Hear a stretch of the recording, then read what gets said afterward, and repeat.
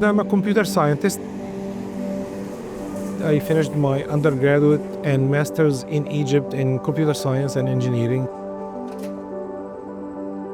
Then I moved to the United States. I finished my PhD also in computer engineering with a specialization in, back then it's called machine learning. What's now known as artificial intelligence has been known for decades now as machine learning, essentially trying to learn from data. We started developing AI algorithms about 10 or 8 years ago to try to look into visual artifacts, images specifically, try to figure out if an image has been manipulated, whether it is manually manipulated with a Photoshop or using any other method. A deepfake is a sort of a composition of two words, deep and fake. It's fake because the person in the video is doing something or saying something that they never said or did before. The word deep comes from the fact that it's actually produced or generated using a deep neural network. It's a fake video produced by a deep neural network. Visual misinformation in general has existed since humanity existed. There has always been visual misinformation, different types of visual misinformation. There is a very famous portrait of Abraham Lincoln's head put on Vice President Calhoun's body.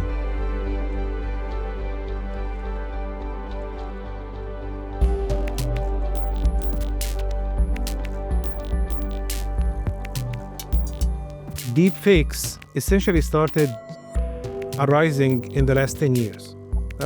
With the rise of artificial intelligence and essentially the recent ongoing revolution in AI, people came up with technology with deep neural networks that can generate or synthesize visual content.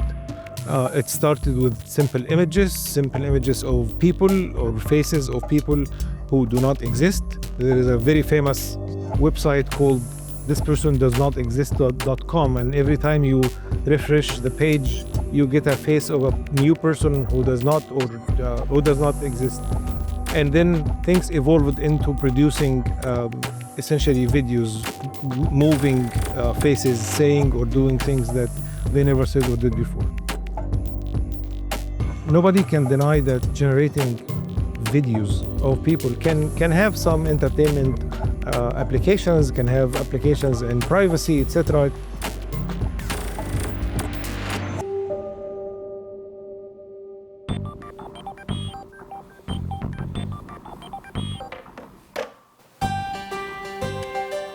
My name's Omar El-Wafai. I am a digital producer and really into tech. I've been working kind of in the tech audio-visual field for at least the last 15 years. One of the scary things about AI is, this idea of deepfaking somebody, figuring out, how they sound from maybe their social media posts and what they look like, and then using AI to be able to clone their voice. It is scary and it does happen, but there's also, a lot of fun that can be had with the same technology if it's not used in a manipulative way. There's tons of these programs out there that are kind of voice change apps. They can work by making a recording and then it'll change it for you, or it can do it on the fly. So you can select any type of character that you really want to give a shot. People use this type of technology to prank their friends. A lot of VTubers, which are video YouTubers. These are YouTubers who don't want to necessarily show their face, so they have like an avatar, and they use these voice changer apps so that their avatar has its own special voice. There's a lot of these free voice changing softwares around. This one is called VoiceMod. It's probably one of the more popular ones. They give you free voices that you can try out every day.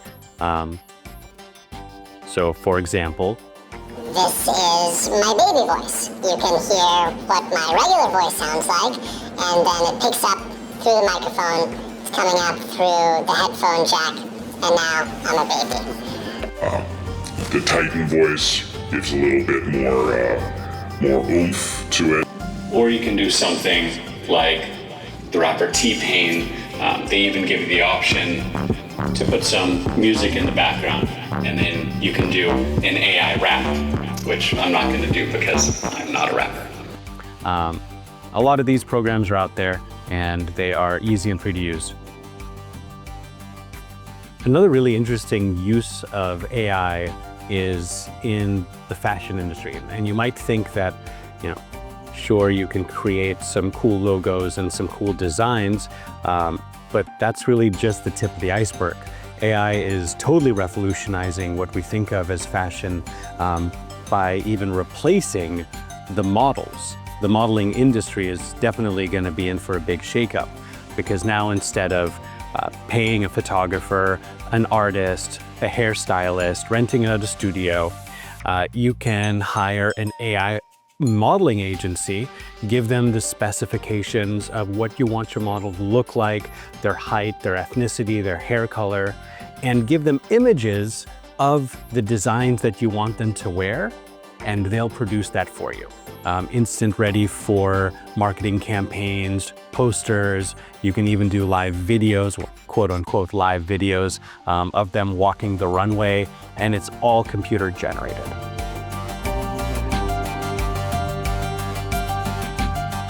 It has some good applications, but the problem is with being under-regulated, that it has a lot of bad applications, including spreading rumors, spreading misinformation, influencing democracies, influencing the stock market.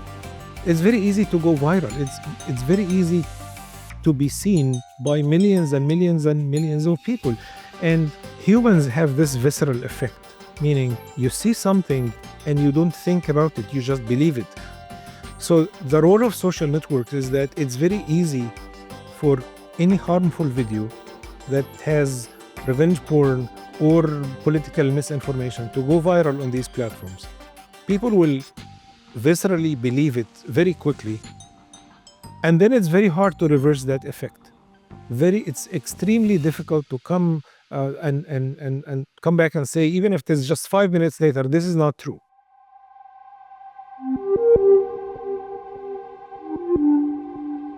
Social networks have a major role in making these deepfakes more harmful than they are. We have seen this firsthand with the very famous Zelensky video. This is a video of President Zelensky, the president of Ukraine, that came maybe a year and a half ago. Бути президентом виявилося не так вже й легко. So if you can see here, maybe you can believe the face, the lip movement, and the facial movements and facial expressions, but the way the head interacts essentially with the neck feels extremely fake. And I was actually hoping that when people see this video on a social network, will immediately figure out that it's a fake, but I have to admit I was wrong. That became a big controversy in Europe.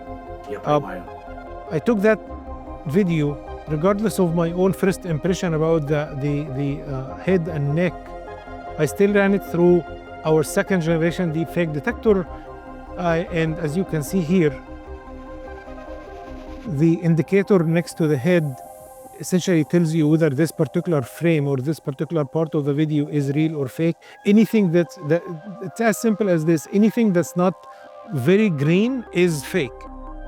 And on top, this scrolling bar here shows how much out of the whole video the algorithm thinks that the video is fake. And as you can see here, most of the scrolling bar on top basically tells us that the video is fake. Again, people watched this video on social networks. It went viral for the first 6 hours or something until I received the video and asked my student to analyze the video with our tool. By the time we got back to the reporter, it was maybe 10 hours. It was already problematic because people believed that visceral effect made them believe that video. Until this very day, we created 3 generations of deepfake detectors. Most recently, the one that We just released last year, and I think one of the TrueMedia.org, the nonpartisan deepfake detection organization, has integrated into their pipeline is a new deepfake detector that looks at both the visual information and the audio as well. So we look at not just how the person looks in the video, but at how the person looks and what the person is saying as well. Solo tengo tus manos. Viajaré por todo el mundo, lo sé. Sin ningún plan me voy. My interest is not making money. My interest is essentially try to combat the massive wave of misinformation that we have these days. It's kind of unfortunate and sad that a lot of people from the generation community, and some of them are colleagues and academics, try to sort of promote this idea that it's a lost cause, give up. And that's not true. It has nothing to do with ethics or morality or anything like that. It's scientifically not true. Meanwhile, people from my side of the aisle, people from the detection community, we also cannot claim that we can catch every single frame of every single video. It's a science problem, and everybody knows in the science problem, detection in the forensics community is just a detection problem where when you evaluate your algorithm or software or tool on a large number of videos, you will end up with what's called false alarms, which is essentially real. This video came about 6 months ago or something. It's for Kate Middleton, the princess from the United Kingdom, and she was talking about her cancer diagnosis. And a big controversy happened because some companies ran automated algorithms in this video and started essentially a rumor that this video is a deep fake. And I actually looked manually into the video, and when that company or these people said that this is a deep fake, their main concern was that the ring on her left hand here, as you see, will kind of disappear when she's talking, when she started raising her hand. So I'll play just a couple of seconds of the original video to show Kate raising her hand and how that ring is actually moving up and down. As I've said to them, I am well and getting stronger every day by focusing on the things that will help me heal. It's very important to understand that, as I mentioned earlier, any deepfake detection algorithm will have false alarms and false negatives. So for mission-critical videos like this one, because it has to do with the royal family and politics, etc., there has to be a human in the loop. We cannot just believe the outcome or the judgment of an automated algorithm. Automated algorithms are great for large-scale applications like social networks, but for a single video like this, it's okay to run it through a detector, an automatic detector, but the judgment, the final judgment should be for an expert. So I took that video and I slowed it down by 2x, essentially slowed it down by half, and let me play exactly the same segment of the video where she's saying, "I am well," and raises her hand. As I've said to them, I am well. I'm getting stronger every day by focusing on the things. So if you see here in the slowed down version of the video, the ring actually is there. It's just because she's moving her hand on the left-hand side, the original version of the video, she's moving her hand relatively quickly because of what's called motion blur. The ring kind of disappears for a millisecond or a few milliseconds. But in the slowed down version of the video, the ring is there.